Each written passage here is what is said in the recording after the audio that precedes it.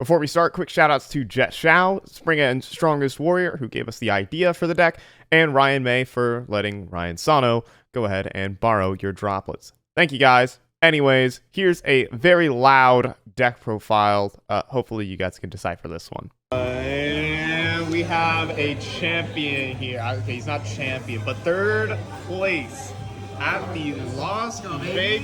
Of course, this is Ryan Sano, but also big shoutouts to one of our friends, Parham Pana, for helping us test this deck theory and all that good stuff. We wouldn't be here without you.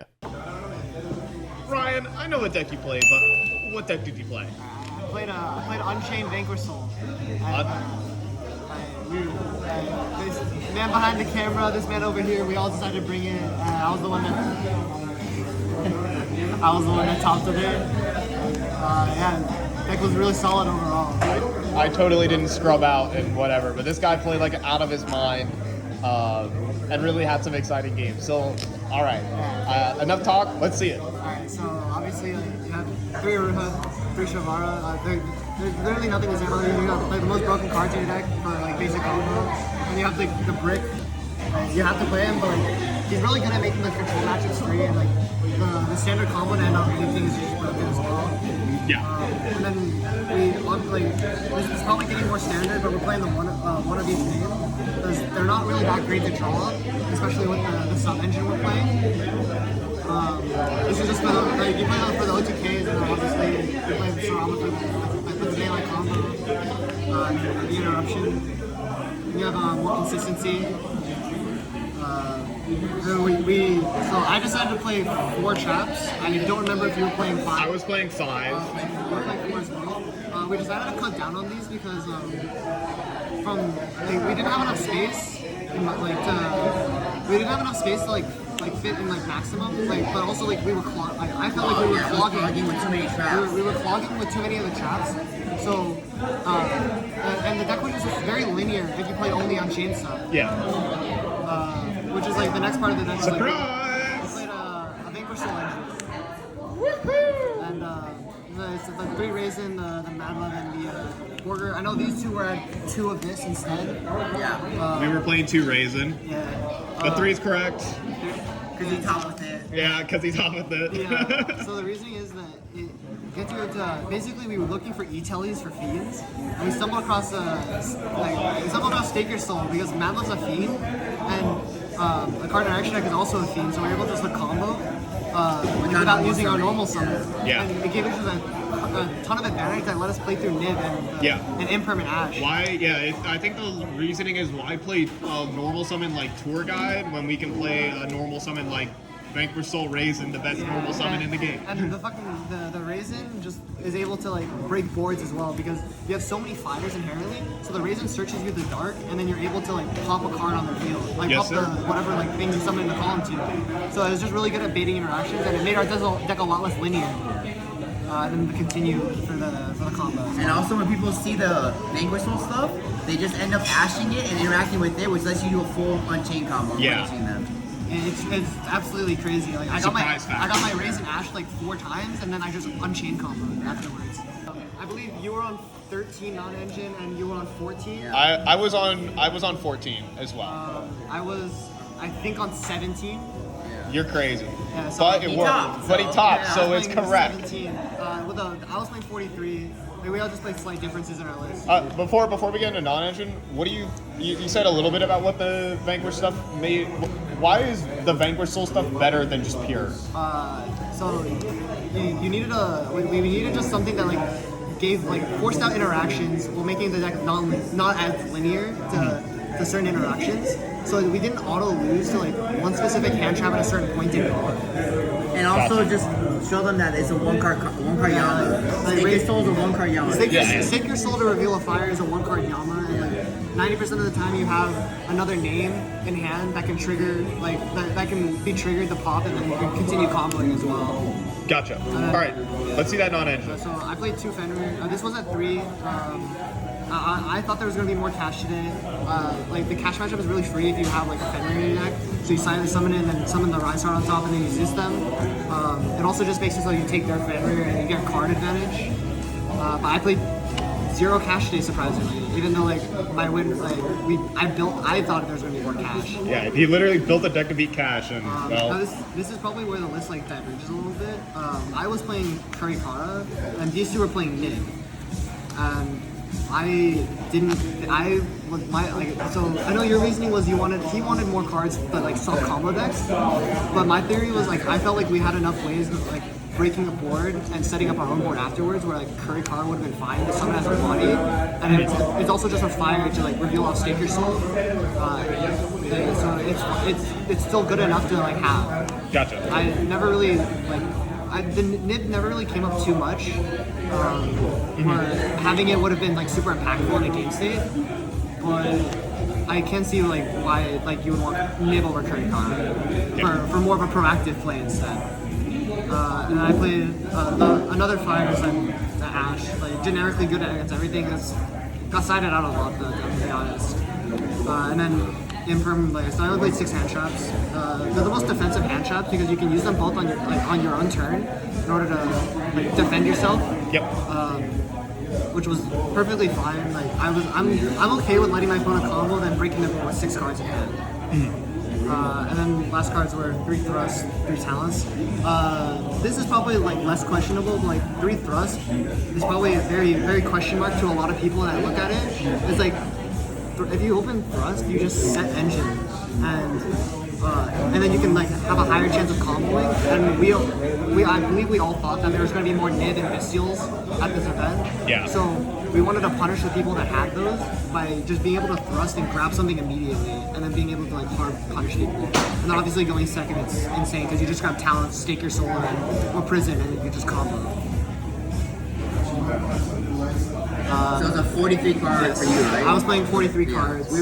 I was on 40 and he was on 41. 41. We couldn't make up our minds. But again, he topped. He topped, so 43 is 43 correct. is correct. 43 strikes. See the one of's less. Yeah. And then the extra deck, you play the Jugaris. It's a fiend, by the way. So you're just. Hold on, let's inspect that. That looks like that's a fiend to me. Raisin is a level 4. Who would have thought? It's a fiend, so you just draw. If you draw it makes this like when you draw the brick now. This guy, you can just discard him, or you discard the Shavara to be able to like set something so you can combo him harder as well. So, like the free card advantage is really nice. Wave King for the interruption. I played a Rise Heart, never summoned it today. I think in hindsight I think like if we change the list, like I'll probably play Deus instead. There were too many times where I wanted to make a double send Zeus. Obviously the Zeus. These are just generically good. Zeus is just you can just take something and like overlay for because of tactics. Zeus is Zeus. Yeah. Alright, and then Link Monsters, 1 Rock. Rock is you only play 1. The second one never came up. That's me. Alright. You're just able to like combo, and it like Rock by itself just applies so much pressure because like your board isn't able to get beat over if you like have this and like Control in them, and Raisin, like having Raisin as an interruption on their turn is really good. And then so for the utility links, we played 3 Nightmares.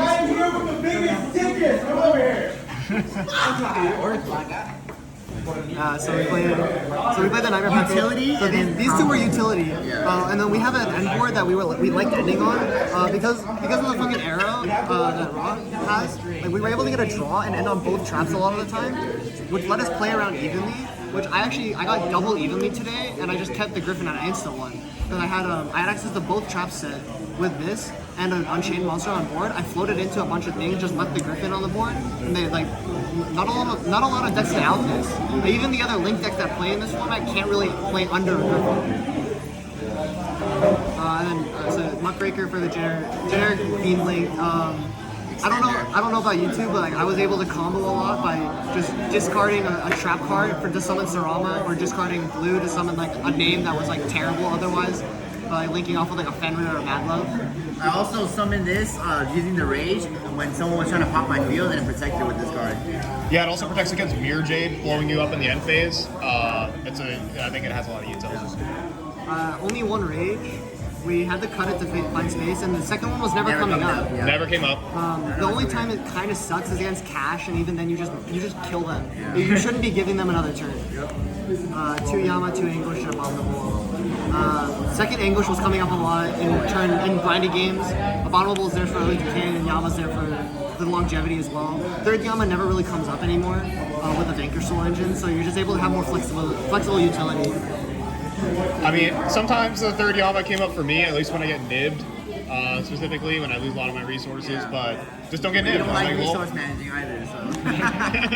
We just hate resource management. hey, resource management, we don't do that here. No, I think this is the one thing we all agreed The on. best, yeah, this this is the best is, side deck we ever. all unanimously basically had the same side deck, and this was the best part of this deck. Yeah.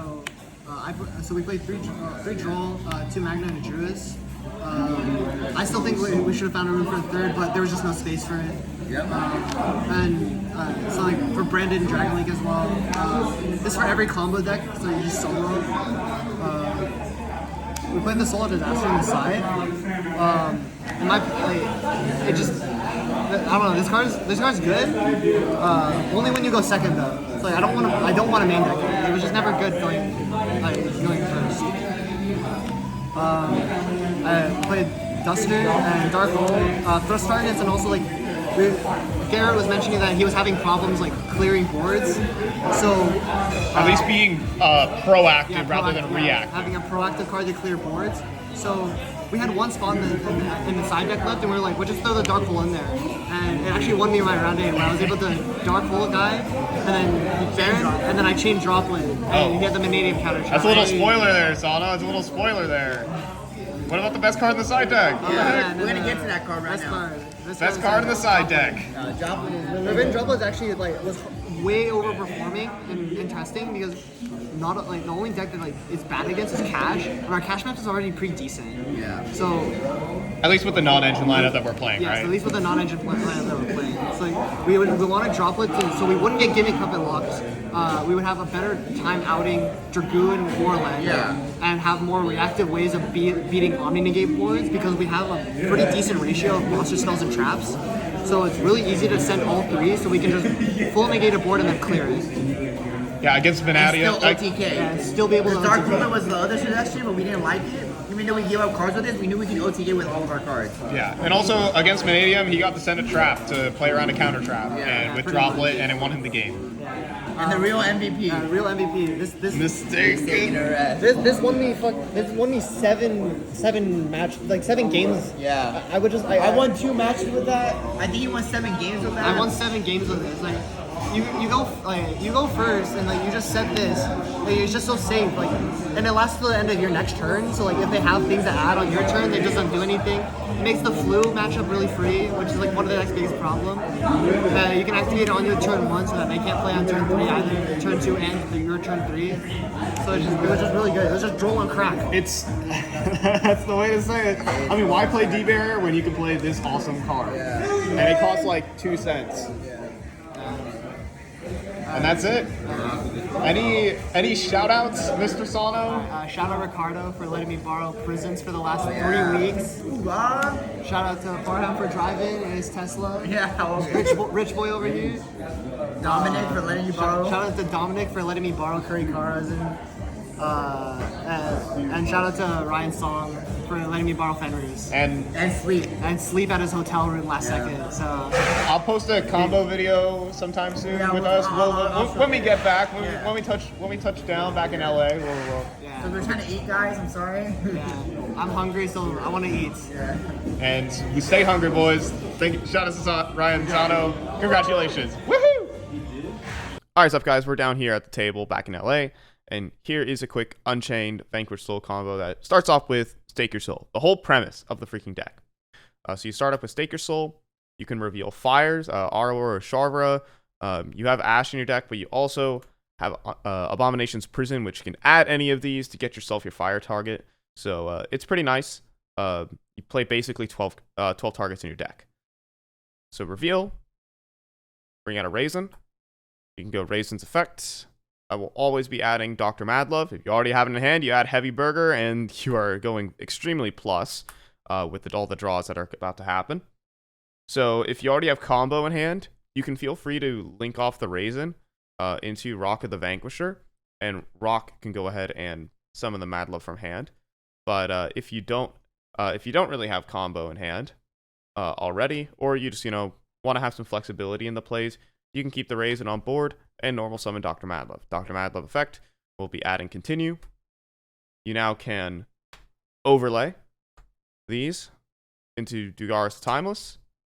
Dugaris will detach 2. You get to draw 2 cards, and since this is always magnetized to your hand, you always discard it. It's actually a really good discard. Anyhow, next in line, you go continue, targeting Dr. Madlove, summon to the board. Both these 2 cards are fiends, so you go ahead and link summon for Unchained Soul, Lord of Yama. Yama can search you whatever you need, and then that can help you just get going. Just getting to Yama in Unchained means you are pretty much in a pretty good driver's seat position. You've also have a total of 5 cards in hand. Once you even get to Yama, you'll get 6 once you add it back.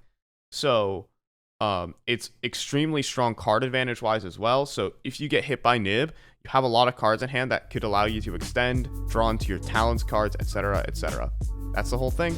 That's basically the premise of the deck. It's freestyle from that point on. Peace.